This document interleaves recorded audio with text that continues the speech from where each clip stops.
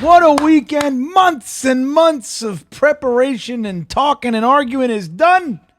We now know who the Jets have selected in the 2024 NFL draft. How many times did you hear that? In the 2024 NFL draft, right? We hear that constantly. They make everybody say that. In case you forgot what you're watching, maybe this was the 2018 Soccer Championship of Colombia. I mean, we don't know. Thank God they told us that all the time. But man, oh man, what an incredible week heading into the draft. What an incredible weekend of draft happenings. Guys, I am glad you're here. This is Greenbean's Jets Pod, episode 159. If my math is correct, it may not be. It could be 158. I'm not entirely sure. But man, I'm psyched to be here. And we're going to talk about a few of the wrinkles, the details, let's call them, of this draft. Before we get started, I do want to remind you guys about the importance of hitting those milk thumbs, man. Smash that like button for this video. And if you have not subscribed to the channel, it is a greatly appreciated little task that anybody watching can do to help the channel out. I will tell you, we also have our other channel, the Talkin' Jets channel. And boy, oh boy, we spent a lot of time over there this weekend. About 18 or so hours of live streaming, 19, almost 20 hours of live stream action from Thursday through Saturday nights. Wiped out. I was in Virginia. I was in Baltimore. I was in Long Island. I was in Virginia.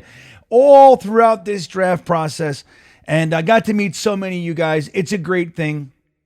I just appreciate you guys so much. Whether you were able to attend the event that we had at the main event up there in Farmingdale, Long Island, or if you were hanging out with us for our live stream and the chatting and everything. I mean, you guys are just the best. Seriously, I'm grateful. I'm humbled by the incredible involvement. We had a blast, man. And I'll tell you, the live event, we learned a lot of things. You know, we had some difficulties, a lot of stressors. We found out the main event's internet might not be exactly what we'd hoped. We had to drop the resolution down a little bit. We were concerned. Other things like we had this idea that, that the people there would be able to hear the live stream with a PA, but then we found out while we were there that if we had the live stream engaged, that meant that the draft couldn't, the sound, it was one or the other.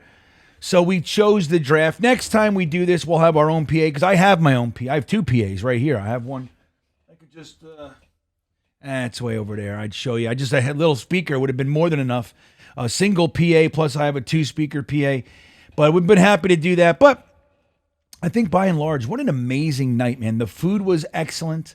The crowd was amazing. The draft was great. The drinks were flowing. Everybody was in a great mood throughout the entire night. I'm so grateful to be a part of such an incredible thing. But I'm really also grateful that the Jets pulled together, especially for that event. I was concerned that we were going to do some things that I wouldn't like. I think the Jets did the right thing by taking Olu Fashanu up top. And look, squeezing the lemon a little bit, getting that little slide back, a risk-free slide back, got that fourth-round pick, and a slide up from pick 203 to 157. I think it was great. And just taking the smart move. I mean, I understand how we all are excited for weapons. I understand all of that stuff. But the thing that I feel a lot of us are overlooking in the environment of shiny things, that, man, we've had one real problem outside of quarterback for this team. Our defense has been great. Our special teams have been great. Garrett Wilson has been great. Breece Hall's been great. Conklin's been a very good tight end for us. We have all this going on. Our quarterback was a problem, and the offensive line injuries have been brutal.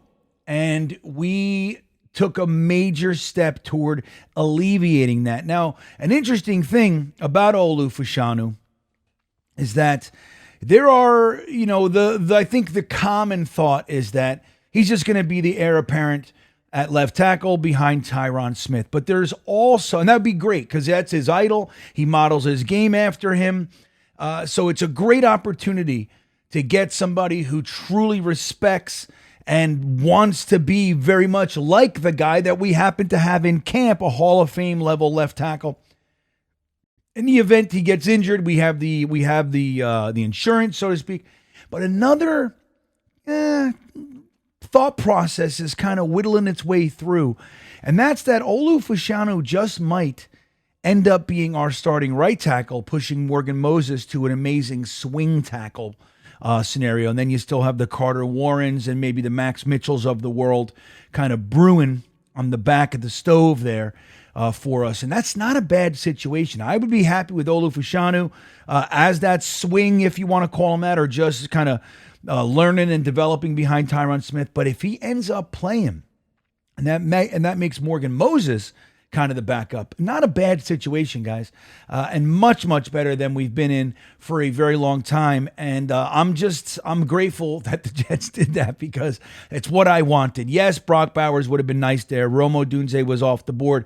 The Jets were rumored to try to trade up. Didn't happen. But so we were looking at Bowers, or offensive line, in my opinion, and they did the right thing. I understand, and I'm not here to throw stones one way or the other, but it was what I wanted. You guys know that. I was talking about O-line. I was in camp O-line the entire time, even though I would have been very happy with a Rome Odunze. And truth be told, I wouldn't have been disappointed with Brock Bowers, but I just saw it as a luxury where we still have a real need. And even if he doesn't play, Olu Fashanu, that is, I still look at it as a need. So, man, well done. Now, I want to talk to you guys about something.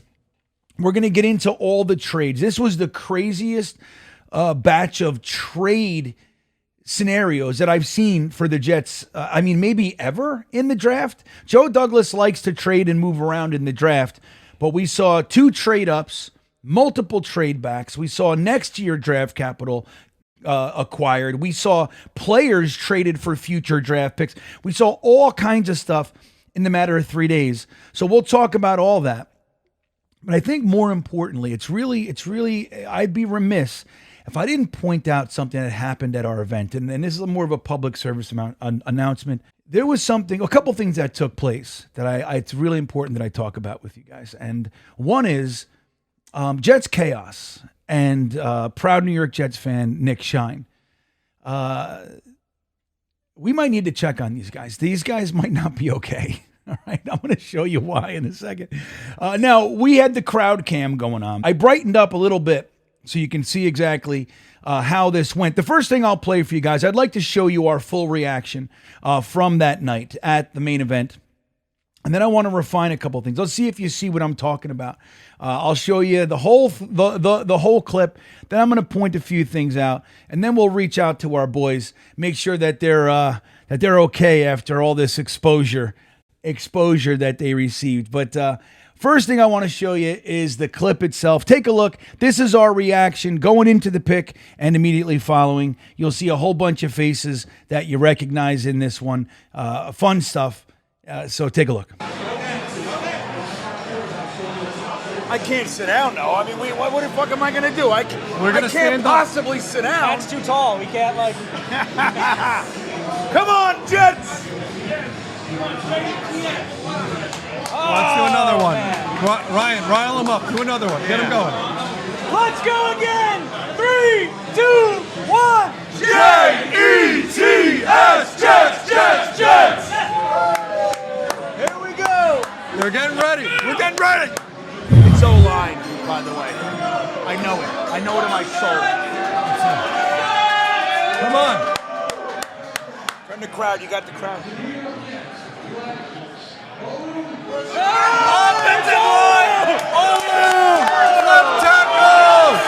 Left tackle! Let's go! A left tackle! That's who we want. That's who we want. That's who we want. Let's go! We're high-fiving! The main event is pumped up! The Bauer boys are crying! The Bauer boys are crying! Fashanu. The Jets get their new left tackle. Oh, Fasano, baby! let's go. No Bowers! Yeah! That's the right move, everybody. It's the right move. Now, I'm not sure if you noticed something there. It's very small in that clip. I'm gonna make it larger, and I'm gonna really zero in so you can see what happened. There was some indecent exposure there by a couple of fellas that I mentioned earlier. And then we'll get to the maybe potentially even funnier piece. Some people just don't give a shit, man. And it's great. I love it. I love it. I love it. Let me show it to you. This is what happened. I'm zooming in a little bit on something that happened here. This is Jeremy and Nick Shine having some fun, excited for the selection of Olu Fashanu.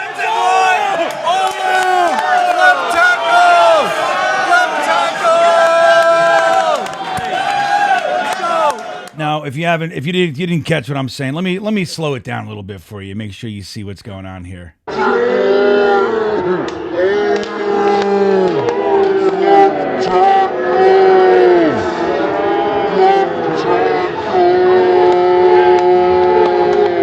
Left tackle. So it's good. They're now look. That's the kind of environment that it was too. I joke. It was amazing. Everybody was in such high spirits. It was such a positive, high energy evening. And that was kind of the culmination. But then once the pick was in, some people wanted you to know they approve in a very, very special way. And it's just a funny thing. You'll recognize this guy. This is the one and only Neil, consistent caller on Jake's show. But check out Neil. He just doesn't give a shit, man. Take a look at this. A left tackle. That's who we want. That's who we want. That's who we want. Yep, just lighting up cigars right in the middle of the place. Now, interestingly enough, he was smoking that thing all night. Nobody said anything. Nobody said anything, at least not that I know. Maybe later on they said something to him. But Neil just decided, I like this. I'm celebrating. I'm lighting up my stogie right in the middle of the place. And that's the environment that it was. It was just an amazingly fun night. And I thank everybody for coming. We're going to do more stuff like that. Next one coming up is our ticket buy. We'll see what game that we end up doing. But we're going to get together for a game this year with Tailgate Joe and everybody. And then we'll do the Coney Island Cyclone on the Saturday before the event. Get some Brooklyn pizza for all the folks that fly in or drive in or train in or whatever it is. All the guys who come from different parts of the country will go ride the Cyclone, do the Jets chant from the top. And then we will also get some good Brooklyn pizza together before we watch the Jets completely decimate the opponent. I hope it's the Pats. I hope it's the Pats. That's what I want, man. I want the Pats week 1 nice and early this year. But let's go from there. And why not? We'll call this week's Intelligent Gripe. So, again, the draft is behind us. Now we have a nice little crop of players. Let's see who we took. The Jets started with Olu Fashanu. Then we came around the mountain, got ourselves a weapon at the first pick of the 3rd round. Malachi Corley, a player that a lot of us really, really liked there. Just what he's going to bring, I think, is going to be immediate. And the truth is, dare I say, he's going to provide a lot of the type of production that a lot of people were hoping we'd get with a guy like Brock Bowers. So let's call him Brock Bowers Light for today's purposes. Followed that with the top running back on my board for the Jets. So the top running back that I wanted for the Jets, RB1, for what I hope to accomplish this year, was none other than Braylon Allen. And when they picked him, it was madness. I mean, I just couldn't believe. Not only did they take the position, but the player. And it's rare. It's rare that especially when you get out of the first round, it gets harder and harder and harder to nail the players. Follow that with Jordan Travis, the quarterback that I wanted the Jets to take a swing on, because again, he's not coming in to play. He's not coming in to be our savior like Zach and Sammy Boy before him. This is a guy, A-Rod's here, Tyrod's after him, and we have a young, talented player that can be groomed, that can be developed behind those quarterbacks. And hey, you just might have realistic potential that this is the guy that we turn to when this era is over. And that would be a pretty good scenario. Somebody that's in the system for a few years, learning under the guys, and maybe just maybe it'll work. Trying it a different way, maybe the Packers way, we'll call it. Getting a quarterback in here for a couple years and doing it that way. Then we followed that with the weirdest pick of the draft, although I don't dislike it as much as some others, because this was my RB3 for the Jets. It was Isaiah Davis.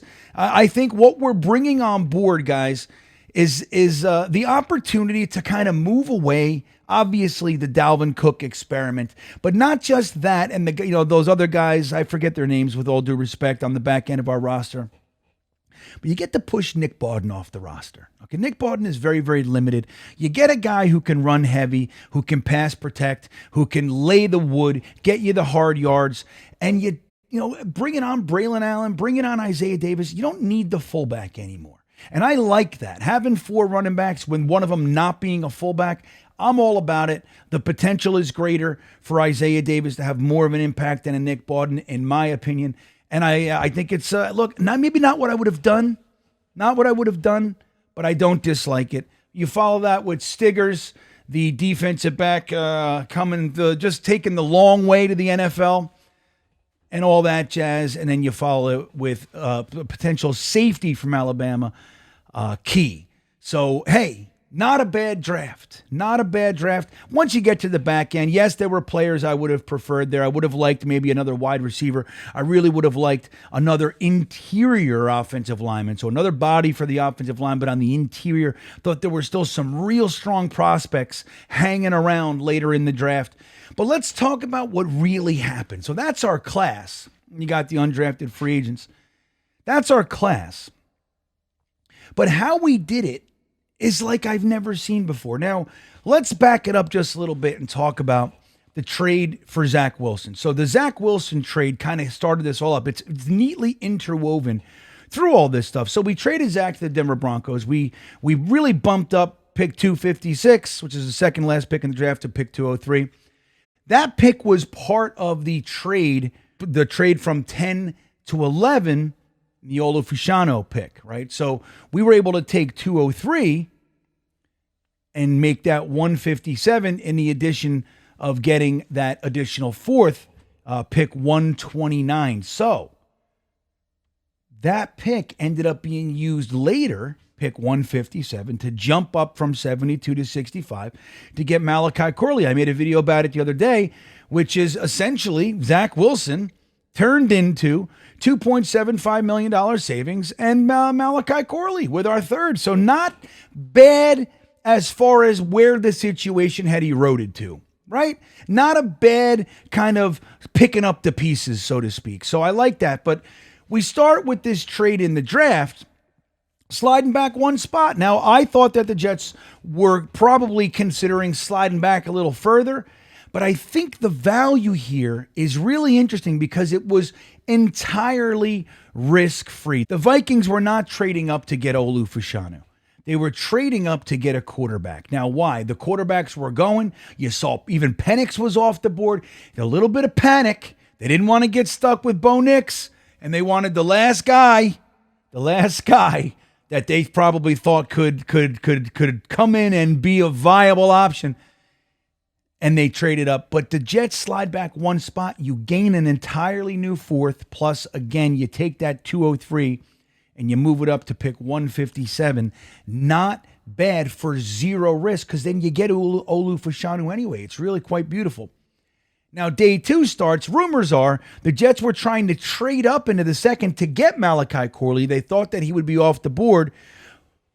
When that didn't happen, they probably worked all night to get that first pick in the third round, pick 65. And they wanted to make sure they got their guy. So again, like I just mentioned, they used pick 157 and our natural third of 72, slide up and grab Malachi Corley. Now, here's where it got kind of squirrely for me. We waited the whole third. I thought they had more than enough ammo to come up into the back end of the third. There were plenty of guys there that we wanted. They didn't do that. They waited, stayed put at 111. We had 3/4. I thought it was a great day. We had pick 111, 129, 134, or whatever it was. So we don't do that. We decide to trade. Okay, aggravating. Lots of guys there we wanted. They slide back with the Packers, of all people, of all the teams, slide back with the Packers, gaining pick 126 and 190. You slide back 15 spots, and they give you pick 190 for the right to do that. Not terrible, but I still would have preferred they stayed there, right? Then pick 126 comes. Okay, we're going to take a player here. Nope. The Jets slide back again, getting a 2025 third from the Lions straight up for pick 126. Now that's interesting to me. It's almost the messaging is we don't need all these. We don't need them. We don't need all these players. We don't need to take all these picks. Okay, stocking up for next year. It also sends a message that Joe Douglas just might have the idea that he's safe. Kind of an indicator there. He's moving things around and just getting stuff he can't use this year. So that's interesting. And I will say, getting that third is a positive, right? You love to leave a draft with, the work that you do ending up in future capital. That's nice to do. Still would have preferred to take a player there, but don't hate it.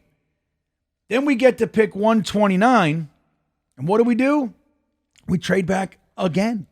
The Jets trade back with the 49ers this time, getting pick 173 and 176. So 2/5 for pick 129. Crazy. We didn't do one thing in this draft without trading up to this point. Not one thing. We traded back for Olu, traded up for Malachi, traded back with all our fours. Now here we are at 134, and that's where they take Braylon Allen, which is just a great thing to see. Very, very excited about that. So now listen to this. The Jets are sitting at 173, but 171 comes along, and the Jets don't want to wait till 173.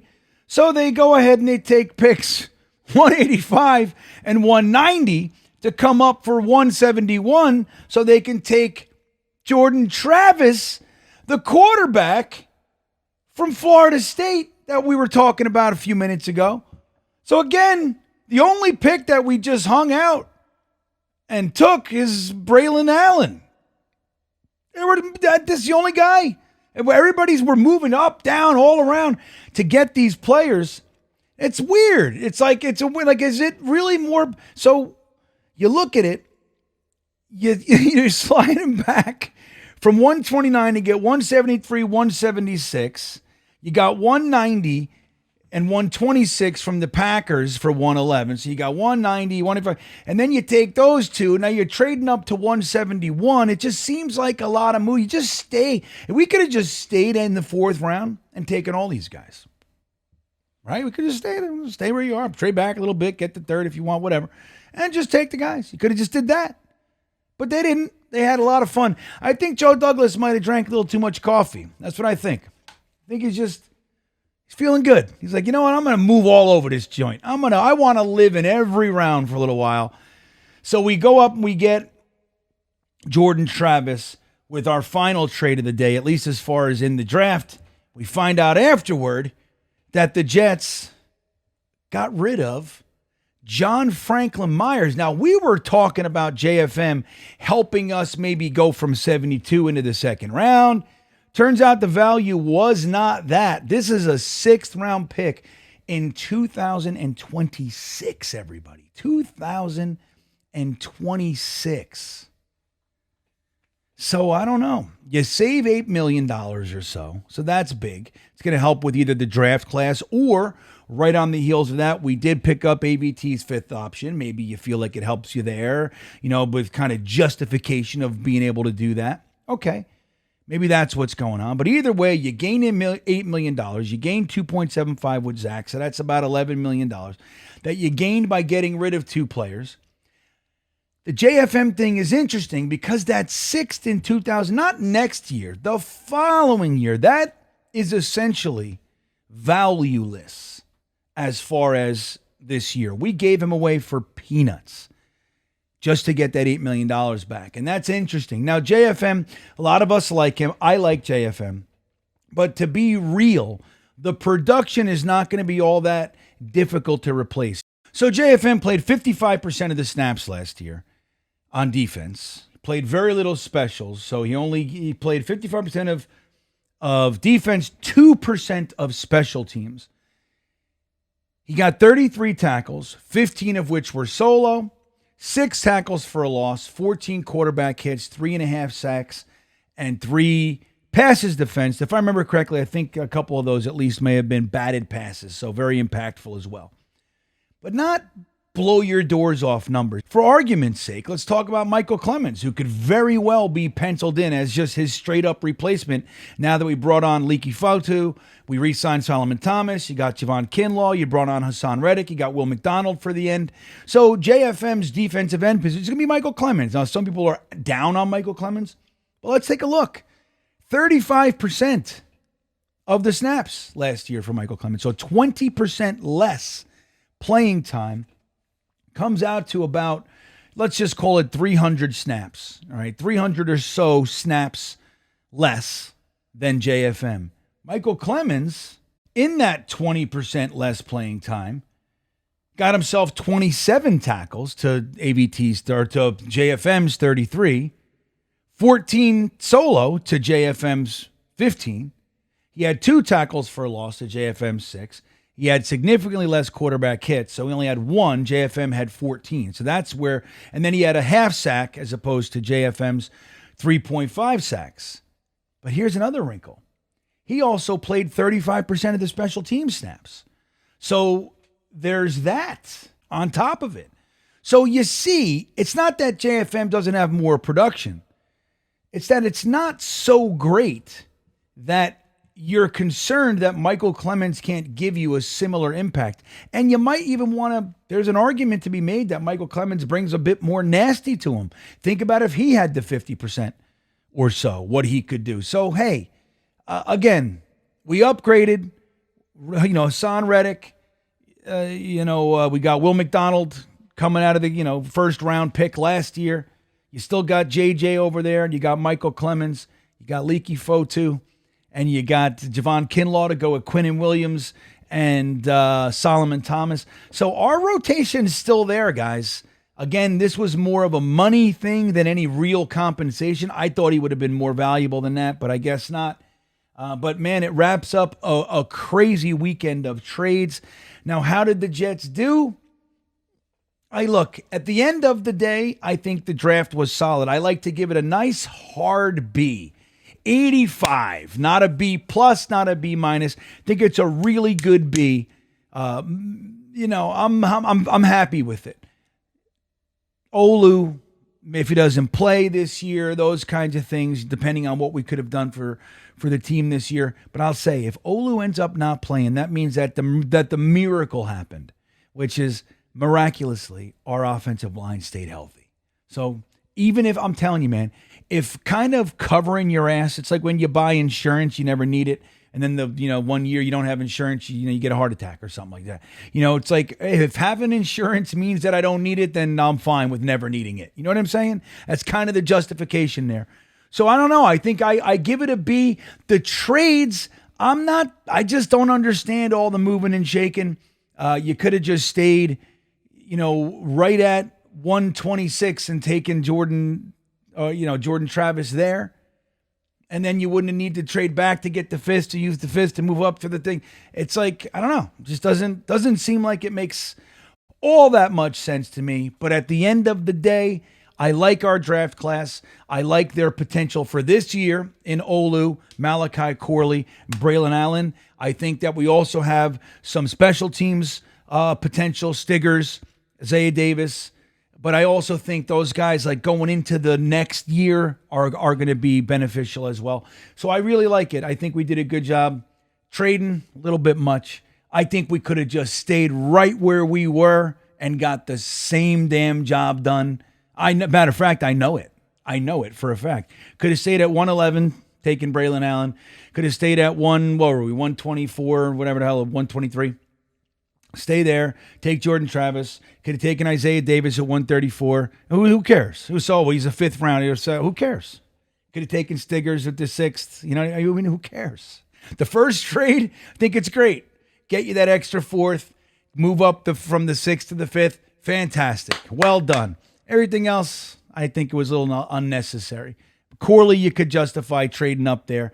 But everything else, you could have done the exact same job without all the trades. The only benefit is we do have next year's third to add to the crop. So if you add that, I guess it's fine.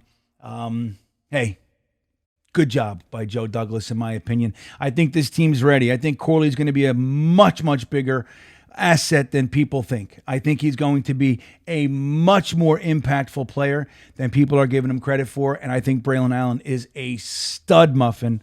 Oh boy, am I excited for him. So guys, let me know what you think. Let me know what you think about all this stuff. We're going to have the downtime now. We'll talk about this stuff. We got rookie mini camp. We got some things, but we got a little while. So let's talk about this. Let's dissect their shoe size and favorite colors and things like that. Let's really say if we love them or hate them. We can do that. Let me know what you think overall in the comments about the trades. I'm real curious to see what you guys think. Now that the smoke is settling a little bit, what are your thoughts on the trades? Let me know. With that all said, have a great week, everybody. I'll see you next time. And as always, go Jets.